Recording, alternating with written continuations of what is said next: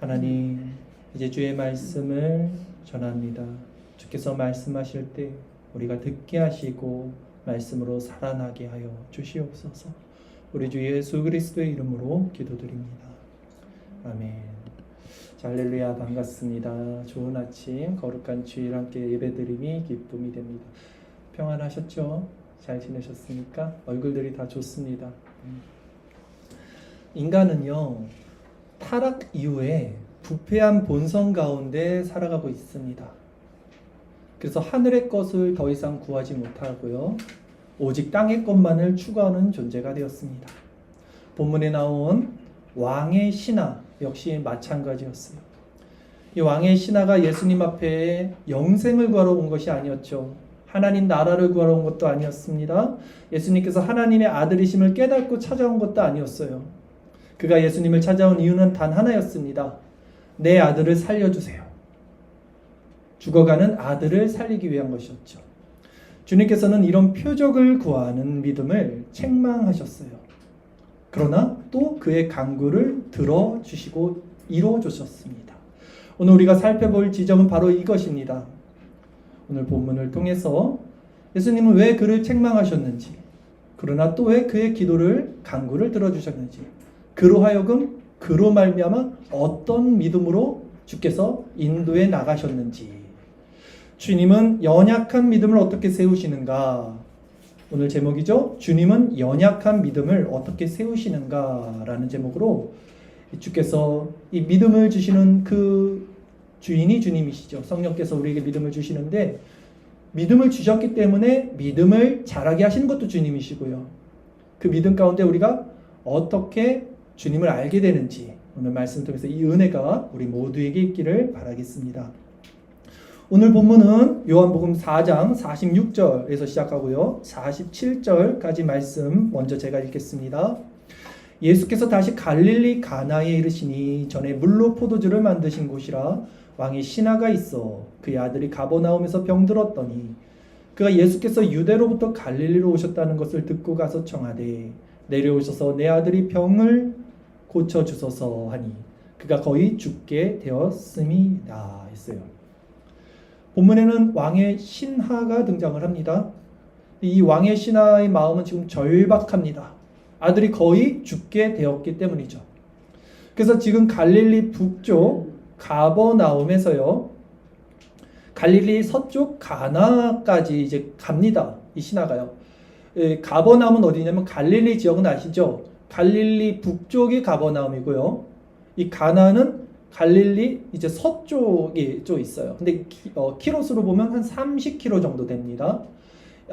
남자 성인이 걸어서 가면 한 8시간 정도 거리라고 합니다. 그러니까 그 거리를 단숨에 달려갔겠죠. 아들이 거의 죽어가고 있고 예수님이 그 갈릴리 지역에 오셨다고 하니 이제 예수님 만나러 달려간 겁니다. 그 거리를. 그러나 그가 지금 예수님을 찾아간 목적, 그리고 그가 예수님을 어떻게 알고 있었습니까? 예수님께 영혼권을 구하러 간 게 아니잖아요. 하나님 나라를 구하러 간 게 아닙니다. 그 관심이 없어요. 영생 이런 거 관심 없어요. 이 사람 지금 죄사함 이런 거 몰라요. 그냥 아들 병 고치러 간 거예요. 아들 병 고쳐달라고. 자, 우리가 어떤 세상을 살면서 현실적인 문제가 우리 앞에 다 있죠. 근데 이 문제에 딱 빠지면요, 너무 우리가 그 문제가 너무 커요, 나한테.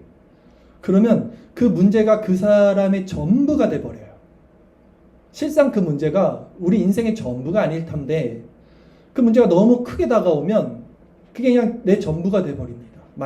예를 들어서 태양이 엄청 크잖아요. 태양이. 근데 이 손바닥은 굉장히 작은 건데도 이게 우리의 문제라고 하면 이 작은 손바닥이 그 거대한 태양을 가린다고요. 내 눈앞에 이렇게 태양을 가려버리면 문제가 그 사람을 잠식해버려요.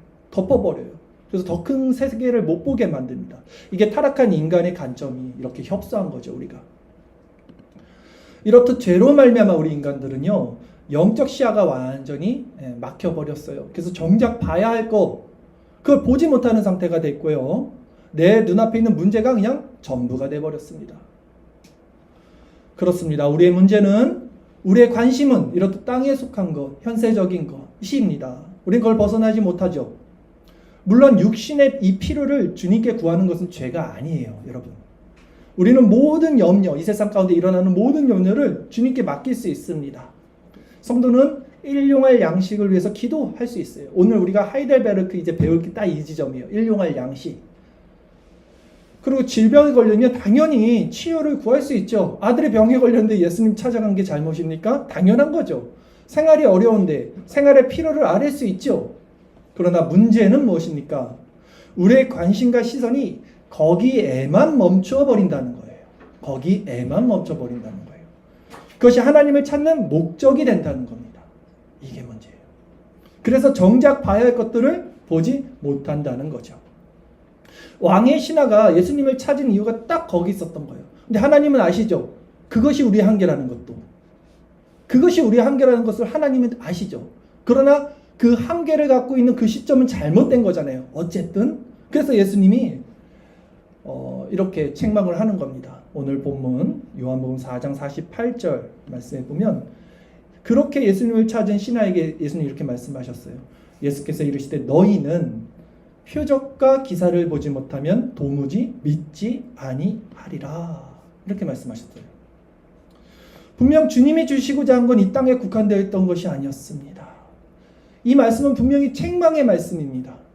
사람들은 표적과 기사를 구했지만 주님은 그 표적과 기사를 보지 못하면 실제 믿어야 할 것을 믿지 못한다라고 지금 책망을 하신 거예요. 즉 그들의 믿음은 표적을 향해 있어요. 그들의 믿음의 대상은 표적이었어요. 기적. 기적이 자기들이 정말 믿고 싶은 거예요.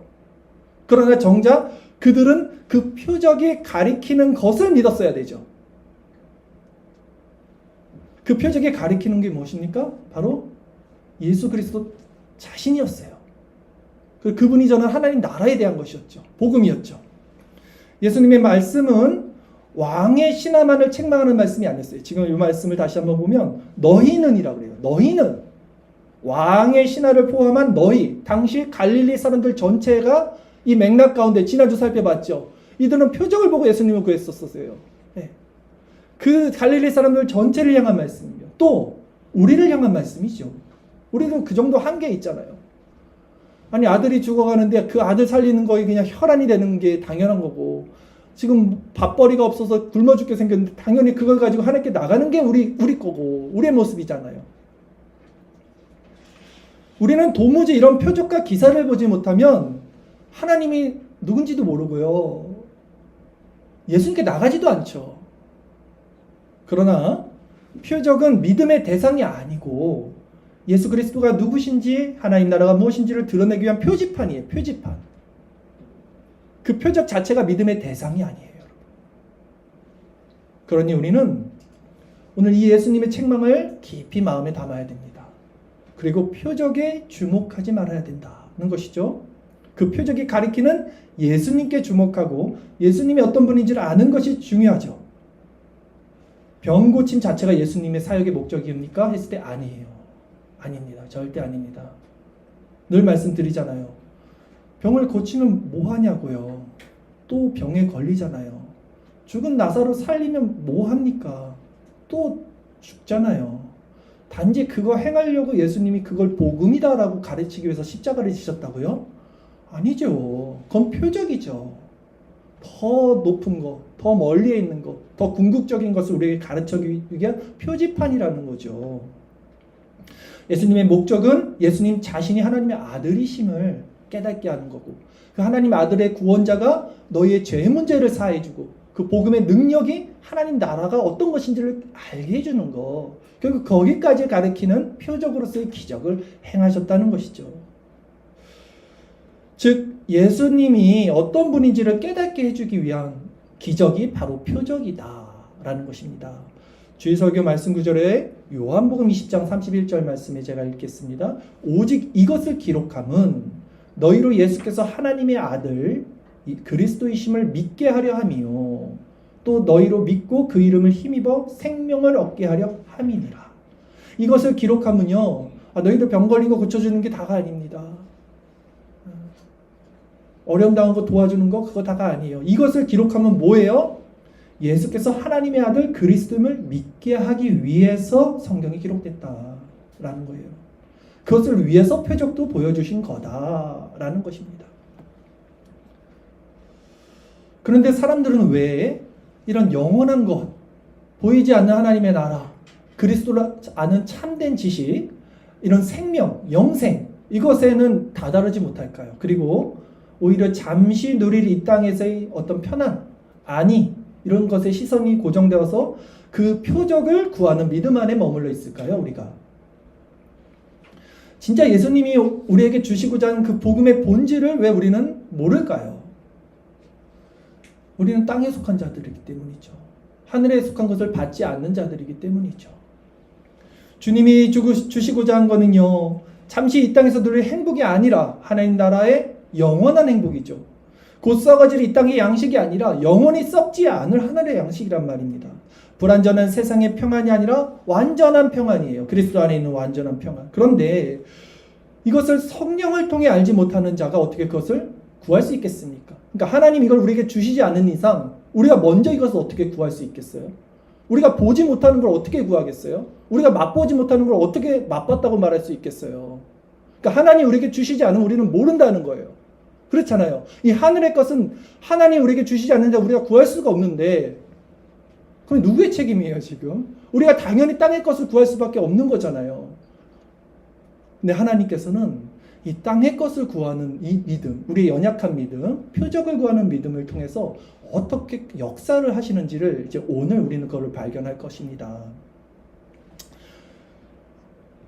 하나님께서 하나님 나라를 상속받고 그 밭에 감추인 보화를 발견한 자들을 통해서 성도에게 실제적으로 만들어내는 고백은요, 시편 73편 25절에 이렇게 고백을 하죠. 하늘에서는 주 외에 누가 내게 있으리요, 땅에서는 주밖에 내가 사모할 이 없나이다. 이 고백이 무엇입니까? 하늘에서는 주 외에 내게 누가 있으리요, 땅에서는 주밖에 내가 사모할 이 없나이다. 밭에 감춰진 보화를 발견한 자의 고백 아닙니까? 성도의 궁극적인 행복은 하나님께서 주시는 그 무엇이 아니라 건강, 물질, 명예, 이런 그 무엇이 아니라 하나님 자신이라고 하는 것입니다. 다니엘서 3장 17절 이하 말씀에도 왕이여 우리가 섬기는 하나님이 계시다면 우리를 맹렬히 타는 풀무불 가운데서 능히 건져내시겠고 왕의 손에서도 건져내시리라. 그렇게 하지 아니하실지라도 왕이여 우리가 왕의 신들을 섬기지도 아니하고 왕이 세우신 금 신상에게 절하지도 아니할 줄을 아옵소서.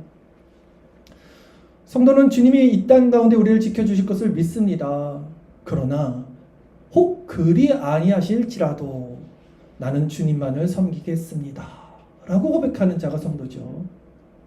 하박국 3장 17절 말씀에도 그렇습니다. 비록 무화과 나무가 무성하지 못하며 포도나무에 열매가 없으며 감람나무에 소출이 없으며 밭에 먹을 것이 없으며 우리의 양이 없으며 외양간에 소가 없을지라도 나는 여호와로 말미암아 즐거워하며 나의 구원의 하나님으로 말미암아 기뻐하리로다. 우리가 이렇게 살 수 있을까요?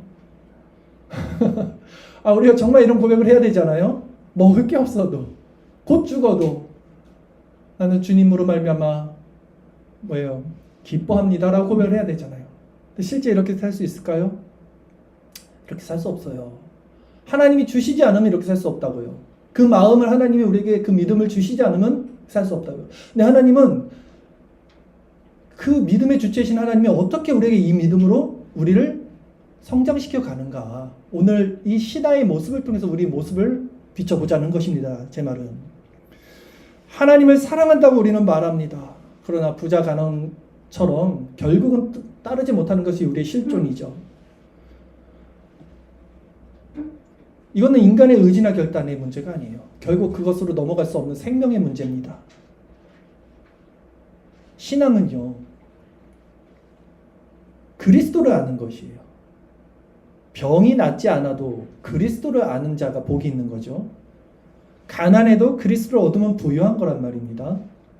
그들은 왜냐하면 세상에서 빼앗을 수 없는 생명을 갖게 되기 때문이죠. 그래서 성경에 보면 바울은 어떤 궁핍, 풍요 이런 것에 자족하는 일체의 비결을 배웠다고 그랬어요. 오늘 우리가 아까 살펴봤던 다니엘, 새 친구, 하박국 선지자, 에스더도 그러죠. 죽으면 죽으리라.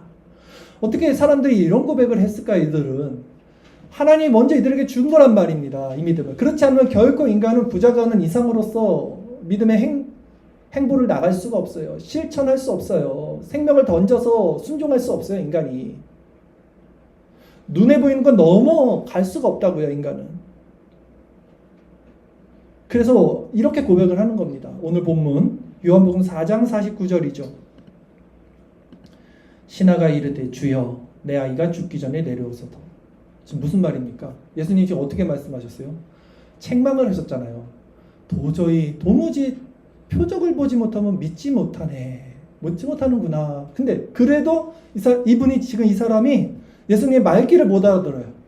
그냥 책망을 받았는데도 여전히 육신적인 수준에 머물러 있어요. 그 더 나아가서는 지금 예수님이 어떤 분인지를 몰라요. 예수님 말씀만으로 고칠 수 있는 분인데도 내 아이가 죽기 전에 내려오셔서 30km 같이 가자는 거예요. 내 아이가 죽기 전에 그 자리로 가자. 그리스도의 말씀도 그의 능력도 알지 못하고 주님이 책망을 하셔도 그게 책망인지 자기가 구하는 것이 뭔지도 모르는 이게 우리예요. 이게 사람의 한계입니다. 주님에게 받지 않으면 알 수 없는 인간의 한계, 믿음의 한계. 근데 놀라운 사실은 무엇입니까? 결국 오늘 본문에서 우리 알 수 있었던 건 예수님이 이 신하를 내치지 않아요. 저렇게 말귀도 못 알아듣네 하고 그냥 보내지 않아요. 내치질 않아요. 오늘 본문을 보십시오. 요한복음 4장 50절 말씀입니다. 예수께서 이르시되 가라 내 아들이 살아있다 하시니 그 사람이 예수께서 하신 말씀을 믿고 가더니 가라 내 아들이 살아있다. 이건 창조의 권세죠. 빛이 있으라 말씀하실 때 빛이 생겼듯이 창조자 예수 그리스도 성자의 말씀으로써 회복시켰습니다. 근데 여기서 이제 이 신하의 믿음의 변화가 일어나요. 첫 번째는 이 신하의 믿음이 뭐였습니까? 병낫기를 구하는 믿음이었어요. 표적을 구하는 믿음이었습니다. 근데 지금 두 번째 믿음에서 어떤 미묘한 변화가 일어나요? 그 사람이 예수께서 하신 말씀을 믿고 가더니 말씀을 믿는 믿음으로 변합니다. 그전에는 예수님이 누군지 모르고 내 아들 살리는 믿음 그걸로 예수님께 나간 거예요. 근데 예수님 말씀을 들었어요. 근데 지금도 온전한 믿음 아니에요. 분명히. 그러나 예수님의 말씀을 믿고 가더니로 변하는 거예요. 중요한 것은 믿음의 초점이 지금 아들에게서 그리스도로 보이는 것에서 보이지 않는 것으로 지금 바뀌고 있어요. 믿고 가더니 아직 아들이 살아난 거 보이지 않았는데도 믿고 가더니 이것이 믿음의 시작이죠. 그는 말씀을 믿고 눈에 보이지 않는 길을 걸어가기 시작한 거예요. 한 걸음을 내딛었습니다. 아들에게로 그냥 간 거예요. 원래는 예수님 데리고 가야 되잖아요. 이 사람 믿음의 한계는. 같이 가자 그랬잖아요. 근데 예수님이 가라. 너 혼자 가. 났어. 하니까 혼자 믿음의 행보를 걸어간 거예요. 믿고 가더니. 여기서 역사가 일어나는 거예요. 그리고 그 믿음이 이게 우리 한계잖아요. 다 우리 모습이에요. 굉장히 연약하죠. 연약한 믿음이라도 그 믿음의 대상이 지금 표적에서 눈에 보이는 것에서 자기 필요에서 어떻게 바뀌고 있습니까? 그리스도의 말씀으로 말씀을 믿는 것으로 보이지 않는 길을 내딛는 순종의 발걸음으로 지금 바뀌고 있다는 거예요. 이걸 보시는 거예요. 이걸 주님이 이끌어내고 계세요. 그리고 우리의 한계를 아시는 주님이 우리 믿음의 그 수준을 아는 주님이 우리에게 필요한 그거 우리가 원하는 그거를 던져주면서 그래 네 구하는 게 이거지 이거 먹어 하면서 계속 그들의 믿음을 발전시키고 있다고요. 지금 성장시킨다고요. 사실 성도의 일생이 바로 이런 훈련의 과정입니다. 처음에는 땅의 것을 구하고 그런 것들을 응답을 구합니다. 기적을 구합니다. 내 필요를 구합니다. 눈에 보이는 것을 구합니다. 우리가. 그러나 점점 하나님의 말씀을 신뢰하게 돼요. 보이지 않는 말씀에 믿음으로 순종하며 한 걸음 한 걸음 걷게 됩니다. 그 말씀을 붙들어요. 눈에 보이지 않아요. 그러나 믿음으로 순종의 발걸음을 걸어요. 한 걸음씩. 고린도후서 5장 7절에는 이렇게 말씀을 합니다. 이는 우리가 믿음으로 행하고 보는 것으로 행하지 아니함이로다. 이제 이렇게 변하는 거예요, 성도가. 그전에는 보여야지 믿었고 보이는 걸 추구했는데 예수님의 말씀이 우리에게 올 때 우리가 어떻게 변합니까? 이는 우리가 이제는 믿음으로 행하고 보는 것으로 행하지 아니함이로다. 이렇게 변하지 않습니까, 여러분? 우리가 아직도 연약한 믿음이지만 말씀을 따라간다고요. 이렇듯 주님은 자신의 자녀들에게 말씀을 통해 그가 보이지 않는 길을 믿음으로 순종하게 만들어 가시는 거예요. 지금 주님이 행하고 계셔요. 그래서 칼빈은 기독교 강요 3권에서 어떻게 말하냐면 믿음에 대한 정의를 내릴 때 하나님의 약속에 대한 확실하고 견고한 지식, 이렇게 믿음의 정의를 냅니다. 하나님의 약속에 대해서 확실하고 견고한 지식이 있어야 순종이 일어나겠죠. 믿음의 순종이. 하나님의 약속을 믿으니까. 성도의 믿음은 이렇듯 처음부터 완성된 상태로 시작되지 않습니다. 그러나 점점 보이는 것을 믿는 믿음에서 보이지 않는 것을 믿는 믿음으로 변화되어 가는 것이죠. 주님께서 성도들에게 땅의 것을 공급하시는 목적이 바로 여기에 있다는 거예요. 표적을 통해서 그리스도가 누구신지를 더 깊이 알아가게 되는 거죠. 하나님 나라의 비밀을 더 깊이 누리게 하기 위해서 우리를 그렇게 인도하십니다. 그렇다면 우리 편에서는 무엇이 중요합니까? 계속 땅의 표적을 구하는 믿음으로 살아야 되겠습니까? 아니죠. 보이지 않는 하나님의 나라와 그리스도가 어떤 분인지를 실제 인격적으로 경험하는 그런 것을 우리는 바라보고 더욱더 말씀 안에서 나가야 되죠. 그럴 때 이제 그 믿음의 순종이 한 걸음 한 걸음 갈 때 어떤 일이 일어났습니까? 오늘 결론. 왕의 신하의 믿음을 주님이 이제 마지막으로 어떻게 바꾸시는지 보십시오. 요한복음 4장 51절 마지막 9절 54절까지를 제가 읽겠습니다. 내려가는 길에서 그 종들이 오다가 만나서 아이가 살아있다 하거늘 그 낫기 시작한 때를 물은즉 어제 7시에 열기가 떨어졌나이다 하는지라 그의 아버지가 예수께서 내 아들이 살아있다 말씀하신 그때인 줄 알고 자기와 온 집안이 다 믿으니라. 이것은 예수께서 유대로에서 갈릴리로 오신 후에 행하신 두 번째 표적이니라.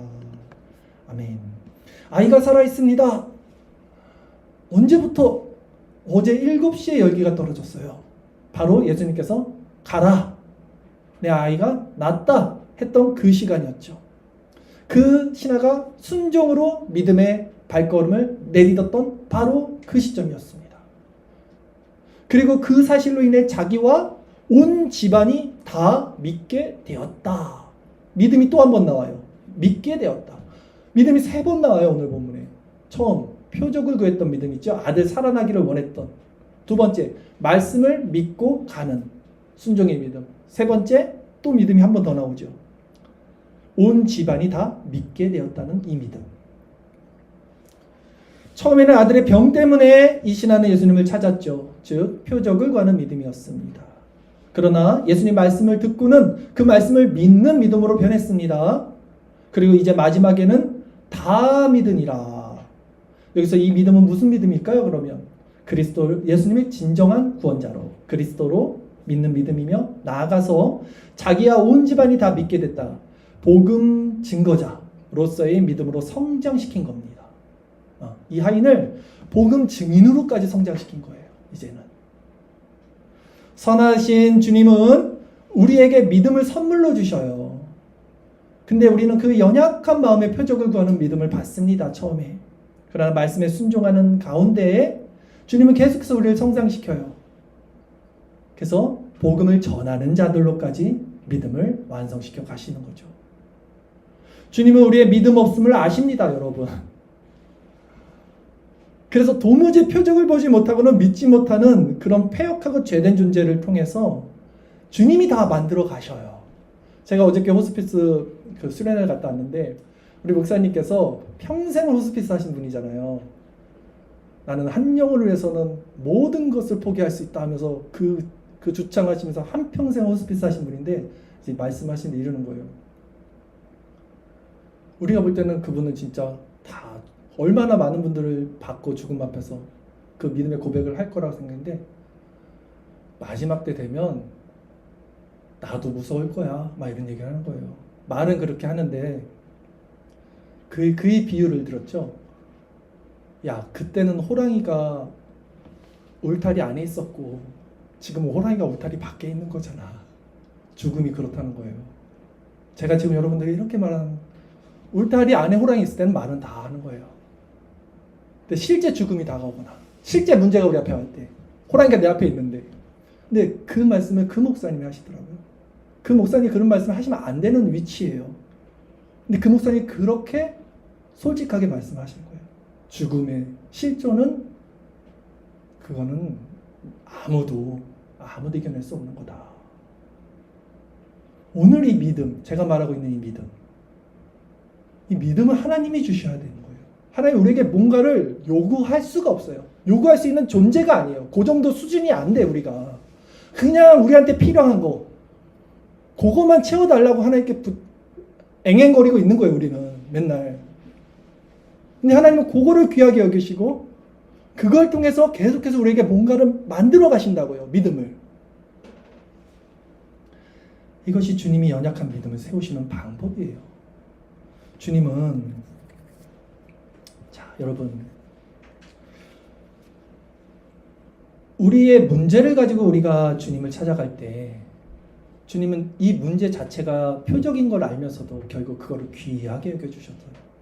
아들의 병도 고쳐주셨고 우리의 소원도 이루어주셨습니다. 그리고 그 순종하는 믿음으로 우리를 계속 발전시켜가죠. 그리고 그 과정을 통해서 성도가 이제 결국은 알게 돼요. 마지막에 뭘 알게 될까요? 믿음의 시작도 주님이 나를 부르셨고 은혜로 주어졌던 것이고, 믿음의 과정도 하나님의 주권과 섭리 안에 있었던 거고, 믿음의 완성까지도 모두 하나님의 선물이었구나, 이렇게 알게 되는 거예요. 아들이 죽어가니까 주님을 찾아갔어요. 그 믿음의 부르심도 하나님 안에 있었던 거구나. 그 잘못된 믿음까지도. 말씀을 들었더니 보이지 않지만 순종의 발걸음을 내딛게 됐어요. 그것도 하나님의 섭리와 은혜였구나. 나중에 온 가족이 믿을 정도로 자신의 믿음이 강화돼서 복음 전도자가 됐어요. 이거 다 하나님이 주신 은혜의 그 선물이구나. 이렇게 알게 되는 거죠. 하나님이 다 우리를 위해서 인도해 주셨다는 것을. 이것이 하나님께서 연약한 믿음을 세우는 방법이다 하는 것입니다. 주님은 우리의 육신의 필요를 채워주십니다. 병든 자를 고치시고요, 먹을 양식을 주시고 길을 열어주시고 피할 길을 열어주시고 눈물을 닦아주십니다. 그러나 여기에 아멘만 하는 자들 되지 마십시오. 여기에만 아멘만 하는 데 되지 마십시오. 그것은 표적을 거는 믿음에서 넘어가지 못하는 믿음이잖아요. 그것은 궁극적으로 믿음이 가리키는 표적지입니다. 목적지가 아닙니다. 그러나 분명히 주님은 말씀을 통해서 우리를 그 자리로 계속 이끌어 가신다는 것을 여러분 순종의 발걸음으로 이제 알아가십시오. 믿음의 최종의 목적지는 그리스도 자신입니다. 그 그리스도를 통해 성도가 하나님 나라를 소유하는데 하나님의 뜻이 있는 것이죠. 여러분, 오늘 본문을 통해서 우리가 알 수 있던 사실이 무엇입니까? 왕의 신하, 병든 아들을 살리기 위한 믿음의 여정. 그러나 예수님의 말씀을 듣고 순종하는 사람으로 변하고, 나아가 아들도 살리고 온 집안도 예수를 믿는 은혜를 누렸다. 그렇습니다. 주님은 우리의 연약함 때문에 우리를 버리지 않으실 것입니다. 우리의 무지함, 우리의 그런 표적을 구하는 믿음을 책망은 하시지만 그 연약함을 버리지는 않으실 것입니다. 우리가 이 땅의 것을 구하는 마음으로 주님을 찾아왔다고 내치지는 않을 거예요. 그래서 때로는 우리를 책망하시면서도 그 믿음을 주시는 분도 주님이라는 사실, 나중에 우리가 성장하며 알게 하실 때까지 우리를 붙잡아 주실 것입니다. 그래서 오히려 우리의 연약한 믿음을 주께서는 우리의 필요를 채워주시면서 그 표적 너머에 계신 그리스도께 끊임없이 인도하실 것입니다. 끊임없이 주님의 말씀을 읽고 우리가 말씀을 들을 때 우리도 이런 순종의 발걸음을 한 걸음 한 걸음 할 수 있게 됩니다. 신하의 아들이 병을 고침받은 시간이 예수님의 말씀을 신하가 믿었던 그 시점이었죠. 즉 우리가 보이지 않지만 그리스도의 이 말씀을 듣고 순종의 발걸음을 오늘 한번 내딛어 보십시오.